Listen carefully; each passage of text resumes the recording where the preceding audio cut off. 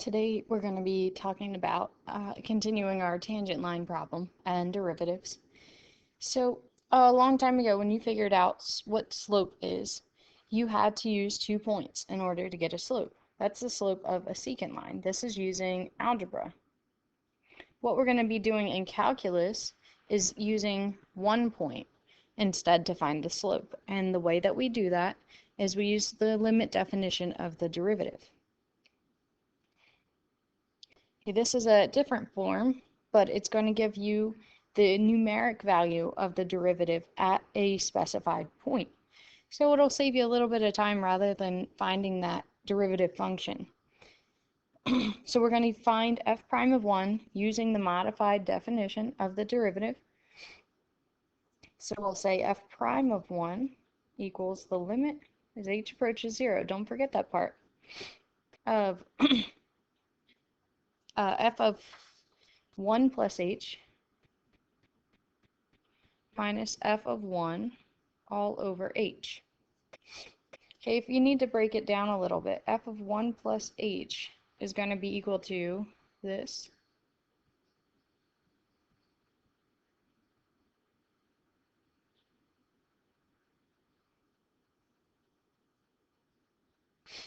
Okay, and then f of 1 is 1 over 1 plus 1, or 1 over 2. Okay. Don't forget to bring down that limit.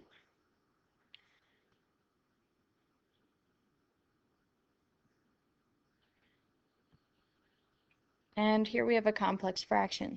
We already have some skills on what to do here. So I would multiply by our common denominators.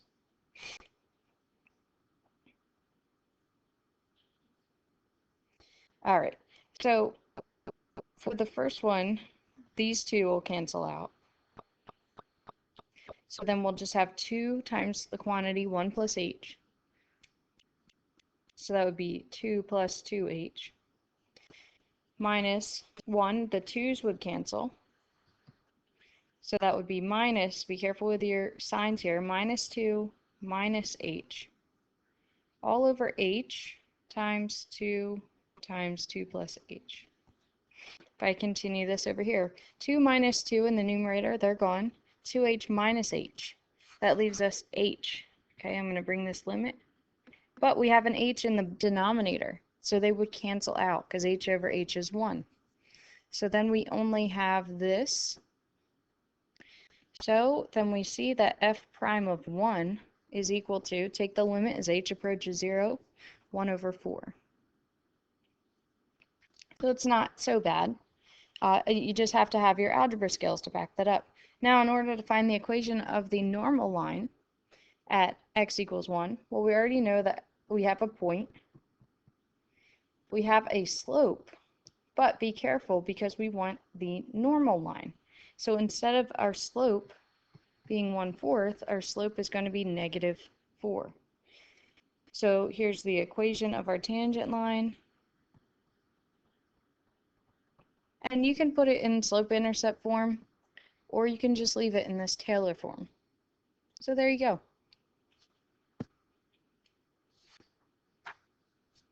Example 6, we're just trying to get you familiar with this modified form. You don't have to solve anything, it looks complicated.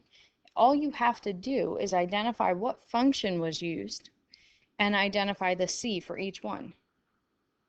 Now remember, this was the modified form. F prime of c equals f of c plus h minus f of c all over h.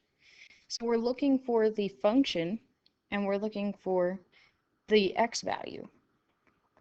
Let's clear that out. Okay, so it looks like in this case, f of x is 5x squared minus x plus 7. The c value is 2. See the 2 plus h? This one, f of x. So you're looking for some messy expression in something. Pretend that's a blob or an x. Okay, this one looks like it's just tangent of x. The c value Looks like pi over 4. And if you think about it, tangent of pi over 4 is 1. That's why we have a 1 there. Okay, this one I would like you to do in your whisk. It's not so bad. Just give me the function and give me the c value. And then this one, f of x. It's kind of tricky because you don't see the minus f of c part here. But you do, because if the function's ln of x, the c value is 1, and ln of 1 is 0. Okay, so remember, if a function has a derivative at a point, then it's differentiable at that point. We're just using that vocabulary. So you have to have a continuous function in order for it to be differentiable there. If you have some kind of jump, it's not going to be differentiable at that point.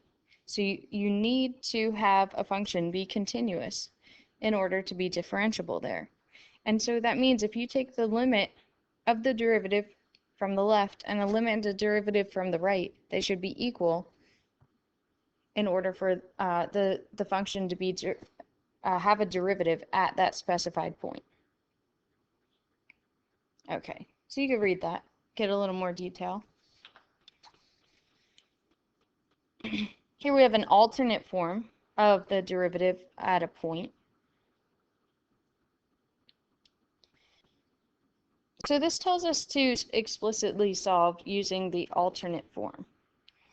So let's just try that. F prime of 1 equals limit as x approaches 1, not h approaches 0. This one's a little bit different. Then we have f of x minus f of c. Good thing we already did that. Over x minus 1. We're going to use the similar method as before.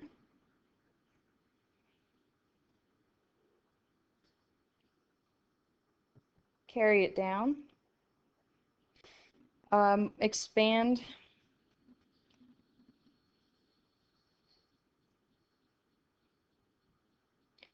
I don't usually expand the bottom because I know something should cancel out if I did it right. In the numerator, we'd be left with x minus 1. That would cancel out with this part of the denominator. So now we have the limit as x approaches 1. 1 over 2 times x plus 1. Put in 1 for x, and we get f prime of 1 equals 1/4, which is what we got before. Just another way to do it. And last example for this video, each of these is written as before in the alternate form of the derivative. All you are trying to figure out is what is f of x and what is c. When it's in the alternate form, it's kind of easy to see the c because it's here and here. So the c value in this one's 5, and then the function, okay, if you look back up at this, the function is right there.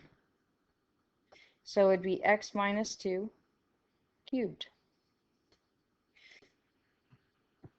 Okay, if you can identify that this is in the alternate form, then you'll see the c value is -3, and the function is square root of x plus 9.